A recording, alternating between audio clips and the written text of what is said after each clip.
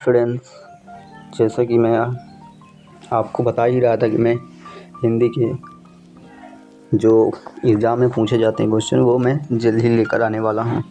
ठीक है, तो वो मैं क्वेश्चन लेकर आ चुका हूँ जो हिंदी के महत्वपूर्ण क्वेश्चन थे। ठीक है, इस वीडियो में आपको हिंदी साहित्य के बारे में पढ़ाया जाएगा और उनका विभाजन कैसे हुआ ये सब पढ़ाया जाएगा। ठीक है, और उनके लेखक कौन है, रचना कैसी है। जैसे पहला टॉपिक पढ़ेंगे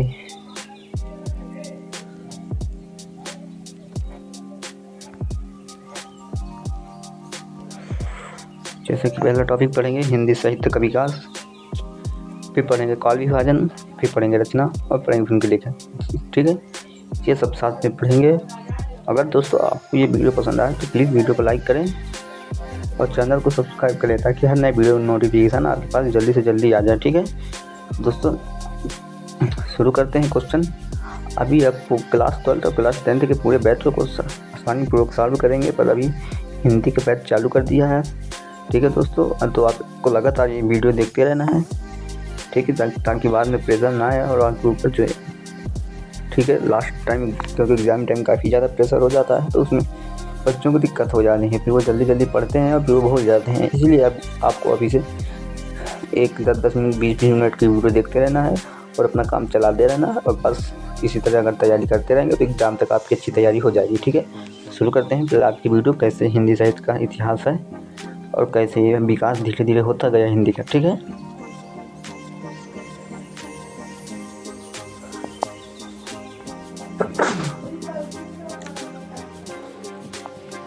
पहली बात तो ये जानना है ये सब कालों का विभाजन किसने किया है, ये भी तो देखना है। अगर काल का विभाजन आप समझ जाते हैं आसानी से, यहीं से जो चार्ट दिए हैं काल, इन्हीं में से एक क्वेश्चन आपको पक्का मिल जाएगा। कभी कभी तो मिल जाते हैं, पर एक तो कन्फर्म होता है यहाँ से, एक क्वेश्चन आपके पास एग्जाम में ज़रूर आएगा यहाँ से, तो इसलिए यहाँ इसको आराम से देखना है। ठीक है, क्योंकि यहाँ से 2 नंबर का क्वेश्चन आता है इतने में से, देखो इतने में से मात्र 2 नंबर का क्वेश्चन आएगा, अब समझ जाओ। इसलिए आपको यहीं इस पर तैयारी अच्छी से करनी है और इसको अच्छे से याद भी कर लेना। बाकी भी ट्रिक्स की बात करेंगे जब ये थोड़ा सा टॉपिक आगे बढ़ जाएगा, तो फिर हम ट्रिक्स की भी बात भी करेंगे जब एग्जाम थोड़ा नज़दीक आएंगे। तो वहाँ पे अगर ये ज़्यादा डिटेल में नहीं आपको पढ़ना है तो वहाँ पे आपको ट्रिक्स भी बताए जाएंगे कैसे ये सब याद करना है। लेकिन अभी जो ट्रिक्स ज़्यादा काम नहीं आती, पता है कि काफ़ी ज़्यादा जोर हो जाता है ट्रिक्स पे, तो फिर वो ज़्यादा समझ में नहीं आती है, भूल जाती हैं एग्ज़ाम टाइम। इसलिए आपको धीरे धीरे इन्हें याद करते रहना है। बाकी जब न याद हो तब आपको ट्रिक से देख लेनी है। ठीक है, तो पहला इन सब का विभाजन किसने किया था? रामचंद्र शुक्ल ने। देखा है, इन सब का विभाजन रामचंद्र शुक्ल जी ने किया है। पहला जो विभाजन हुआ है, कालों का विभाजन हुआ है, वो आदिकाल। किसका? आदिकाल। आदिकाल कहाँ से कहाँ तक था? 700 ईस्वी से 1400 ईस्वी तक। ठीक है, फिर इसके बाद आया भक्ति काल। भक्ति काल आया तो ये चला 1400-1700 से 1400 ईस्वी से लेकर 1700। इनके सभी के लेखक और रचनाएं पढ़ेंगे, पर अभी आपको इतना भी यहीं से बता तो रहा कि 2 नंबर क्वेश्चन आएगा इतने में से। और यहाँ से रीतिकाल जो 1700 से है 1850 तक, और आधुनिक काल है 1850 तक अभी तक चल रहा है। ठीक है, अब इनके बारे में थोड़ा पढ़ेंगे और बस इन्हीं से पूरे 5-6 नंबर बटोर लेंगे। इस आज के वीडियो से जो होगा वो 5-6 नंबर का आपके एग्ज़ाम में पूछा जाएगा। और ये बिल्कुल आसान से होते हैं, और लेकिन बच्चे क्या करते हैं, लास्ट तक सब भूल जाते हैं और इस चीज़ों पर ज़्यादा ध्यान नहीं देते हैं, और लेकिन सबसे ज़्यादा नंबर इन्हीं चीज़ों में मिलते हैं। ठीक है, जो MCQ में आते हैं। ठीक, देखते हैं आदिकाल। इसका टाइम तो बता दिया, 1400 ईस्वी से 700 ईस्वी से 1400 ईस्वी तक। ठीक है, अब इनके जो प्रमुख लेखक थे, मैंने पूरे लेखक नहीं लिए क्योंकि वो ज़्यादा पूछे नहीं जाते हैं, अभी से बता दिया रहा हूँ, इसलिए मैंने प्रमुख लेखक लिए हैं और उनकी प्रमुख रचनाएँ ली हैं, क्योंकि यही ज़्यादातर पूछे जाते हैं। जो लाइन देखी है ना, इनमें से एक ज़रूर क्वेश्चन आता है एग्जाम में, बात समझना। ये जो क्वेश्चन है इसमें से 2 नंबर फिर से पक्के करा दिए जाएंगे, इसीलिए आपको ये पूरी तरह से याद रखना है।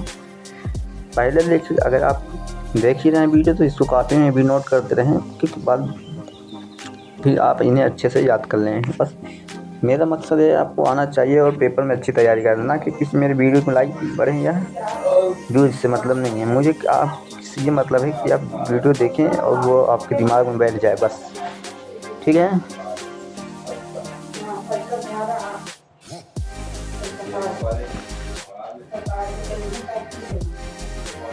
चंद्रप्रदायी, देखते हैं चंद्रप्रदायी की रचना क्या है। पृथ्वीराज रासो।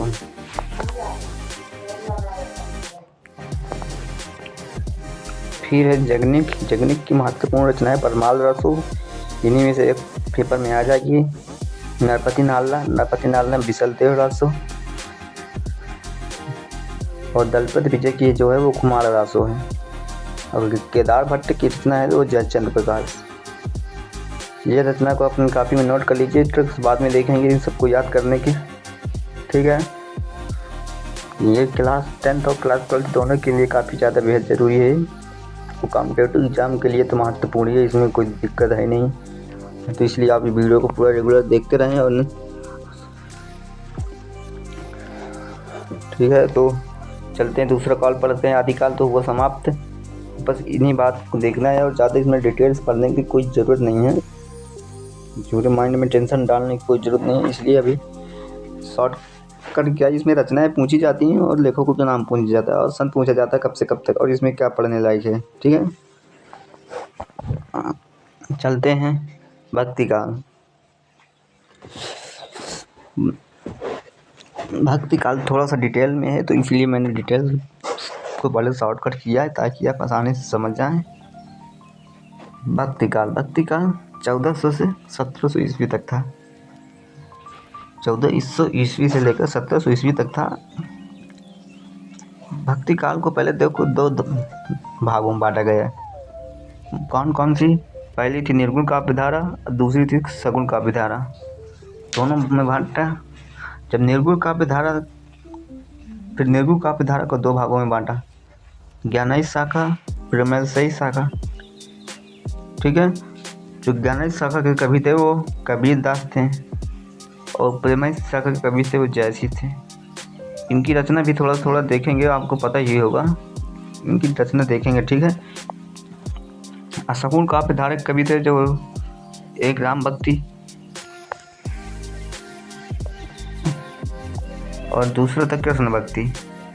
जो राम भक्ति करते थे वो तुलसीदास करते थे और जो कृष्ण भक्ति करते थे वो सूरदास थे, ठीक है। समझ में आया? निर्गुण, पहले भक्ति काल को दो भागों में बांटा गया, निर्गुण काव्य धारा और सगुण काव्य धारा, ठीक है। फिर निर्गुण काव्य धारा को दो भागों में बांटा गया, ज्ञानाश्रयी शाखा, प्रेमाश्रयी शाखा, ठीक है। तो ज्ञानाश्रयी शाखा के कवि भी थे कबीर दास और प्रेमाश्रयी शाखा के कवि थे मोहम्मद जयसी, ठीक है। और सगुण काव्य धारा को भी दो भागों में बांटा गया, राम भक्ति और कृष्ण भक्ति। राम भक्ति के जो रचित कवि थे वो तुलसीदास थे और कृष्ण भक्ति के जो कवि थे वो सूरदास थे। आगे चलते हैं।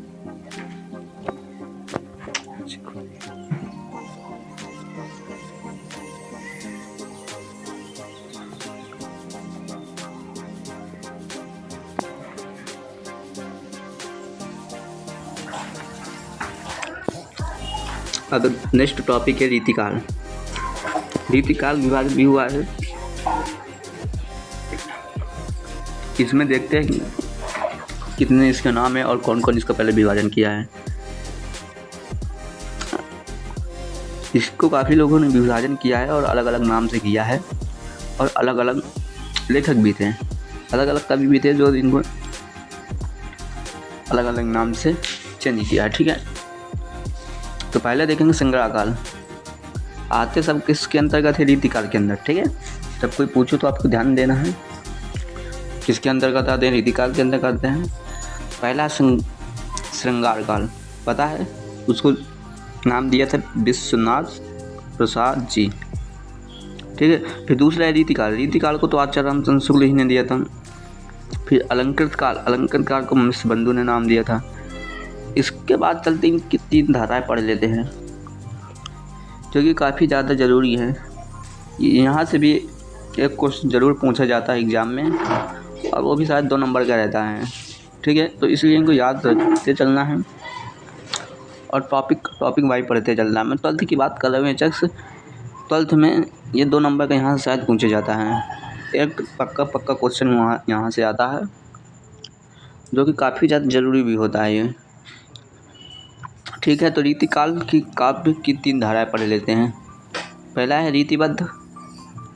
रीतिबद्ध के अंतर्गत कौन कौन से कवि आते हैं उनको बस पढ़ता है, और रचना इनकी ज़्यादा पढ़ने की ज़रूरत है नहीं, ठीक है। रचना कम पूछी जाती है, बाकी ये लेखक बस पूछे जाते हैं, ठीक। तो रीतिबद्ध केशवदास, सेनापति, देव, भूषण, मतीराम, पद्माकर, इतने सारे लेखक थे। और जो रीति सिद्ध में थे वो बिहारी वश थे, और जो रीति मुक्त में थे वो घनानंद, आलम बोधा और ठाकुर, ये 4 लेखक थे रीति मुक्ति में। रीति सिद्धि में खाली 1 ही लेखक था। रीति बद्ध में 5-6 लेखक है, आप अच्छे से इनको याद कर लीजिएगा, ठीक है। चलते हैं आगे।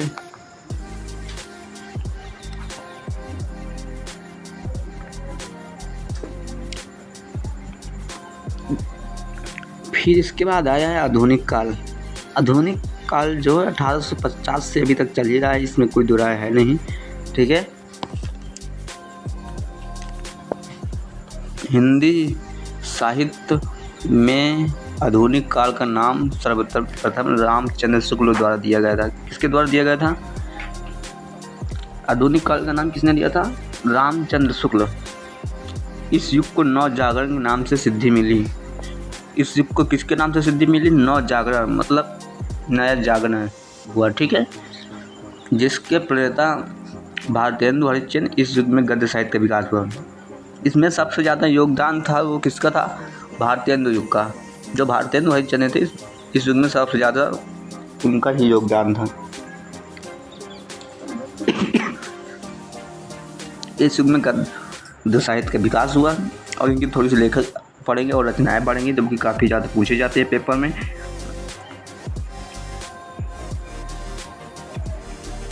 बस इनकी इतनी लेखक है, यहाँ से आपको एक क्वेश्चन जरूर मिल जाएगा। मैंने जो क्वेश्चन लिए यहाँ से जो वही लिए जो एग्ज़ाम में कई बार पूछे जा चुके हैं, ठीक है। तो आपको उनको लगातार देखते रहना है। तो पहला है भारतेंदु हरिश्चंद्र। भारतेंदु हरिश्चंद्र की प्रमुख रचना थी अंधेर नगरी, ठीक है। अब इनके डिटेल से पढ़ेंगे, ऐसी कोई बात नहीं है। जब इनका ये लेसन आएगा भारतेंदु हरिश्चंद्र का, जब इनकी फिर वहाँ पढ़ेंगे इनकी अच्छी अच्छी रचनाएं, और काफ़ी सारी रचनाएं। एक ही रचना में तो होने वाला है नहीं कुछ, एक रचना याद कर लें तो हो जाएगा। इसलिए जब इनका खुद का लेसन चैप्टर आएगा तब वहीं पर पढ़ेंगे। अभी तो आप बस जान लीजिए भारतेंदु युग के लेखक कौन थे और उनकी एक एक रचना याद कर लीजिए, बाकी बाद में सबसे मिलते हैं, ठीक है। हाँ, दूसरा है बालकृष्ण भट्ट। बालकृष्ण भट्ट की दूसरी रचना जो है नूतन ब्रह्मचारी। फिर आता है प्रताप नारायण मिश्र। प्रताप नारायण मिश्र की है प्रेम पुष्पावली कविता। फिर आता है बद्री नारायण चौधरी प्रेम घन। इसकी जो नाटक है वो भारत सौभाग्य है, ठीक है दोस्तों। तो दोस्तों यहीं तक रहेगा आज का टॉपिक। अगर दोस्तों आपको यह वीडियो पसंद आई हो तो प्लीज़ वीडियो को लाइक करिएगा और अपने दोस्तों तक ज़रूर शेयर करिएगा, ठीक है। तो दोस्तों मिलते हैं अगले वीडियो में, तब तक के लिए वंदे मातरम।